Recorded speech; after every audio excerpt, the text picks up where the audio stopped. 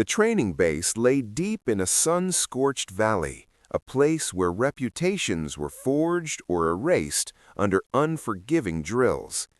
It was here that Lieutenant Mara Hale arrived, slight in frame, reserved in speech, her uniform worn without flourish. She did not boast, she did not compete for attention, and so she was dismissed. Across the yard stood Captain Rourke, a decorated officer with a voice like iron and a reputation for public humiliation. He believed fear was the fastest teacher. When he saw Hale, he saw an inconvenience, a quota filled, not a warrior earned. "Another experiment," he scoffed to the watching ranks. Laughter followed, not cruel but careless, the kind born of certainty. What none of them knew was that Hale's file was sealed for a reason.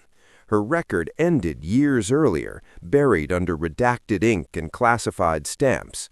She had not come to prove herself. She had come because she was summoned. The conflict was simple and inevitable. Rourke believed authority made him untouchable.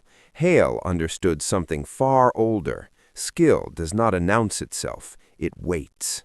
When Rourke ordered a live demonstration, an unsanctioned test meant to embarrass her, the ground shifted, not in noise, in meaning. And from the observation deck above, a gray-haired colonel stiffened as he recognized a stance he had not seen in decades. He leaned toward his aide and whispered a name history had tried to forget: Black Viper. The signal flare cracked the air. Rourke lunged first, fast, aggressive, theatrical. His strike was meant to overwhelm, to dominate. The crowd leaned forward, expecting chaos. What followed lasted less than 3 seconds.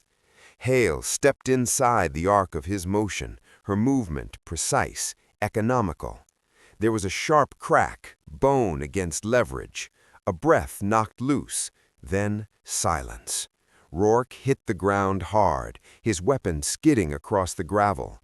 He did not cry out. He could not. The wind had been driven from him with surgical accuracy. No flourish, no victory pose, just stillness. The watching soldiers froze, caught between disbelief and instinct. The laughter died mid-breath. From above, the colonel's hand tightened on the railing. He did not applaud. He simply turned away. The lesson had already been delivered. Rourke lay stunned, not just by pain, but by realization. Authority had failed him. Rank had not protected him. For the first time in his career, he had been rendered irrelevant. Medics rushed in, orders were shouted, yet Hale remained where she stood, eyes forward, posture unchanged. She did not look down at him. She did not look at anyone.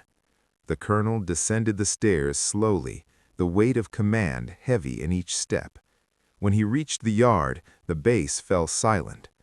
"Captain," he said, his voice calm, almost gentle, "you challenged what you did not understand." Rourke tried to speak, failed. The colonel turned to Hale, studied her as one studies a relic, carefully, reverently. "You were instructed never to reveal that technique again," he said. "Yes, sir," she replied. "Why did you?" "Because he ordered me to," she said, "and because others were watching." The colonel nodded. He understood. Power misused in public must be corrected in public. He addressed the formation. "Discipline is not loud," he said. "Skill does not seek permission to exist, and respect is not demanded, it is earned." The soldiers listened differently now. Rourke was relieved of command that afternoon, officially for procedural violations, unofficially for mistaking cruelty for strength. Hale was reassigned. No commendation, no ceremony, just a quiet transfer and another sealed file. But the moral lingered.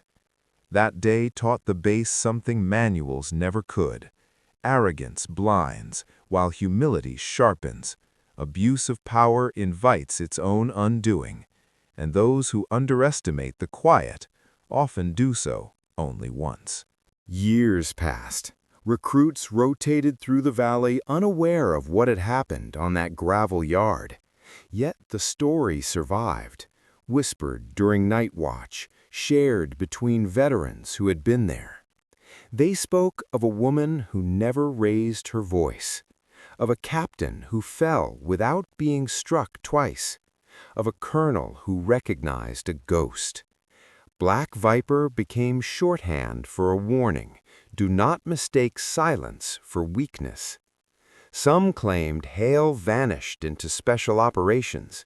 Others said she left the service entirely. The truth remained classified, as it always had, but one line endured, attributed to her during a rare debrief when asked why she never corrected those who laughed. She had answered simply, because noise reveals itself, skill reveals others. It became an unofficial creed. And so the legend lived, not as a tale of dominance, but of restraint, not of humiliation, but of balance restored. History remembers its loudest tyrants, but it is shaped by those who strike only when necessary and leave no echo behind. Don't forget to like, comment, and subscribe for more powerful stories from Tales of Courage.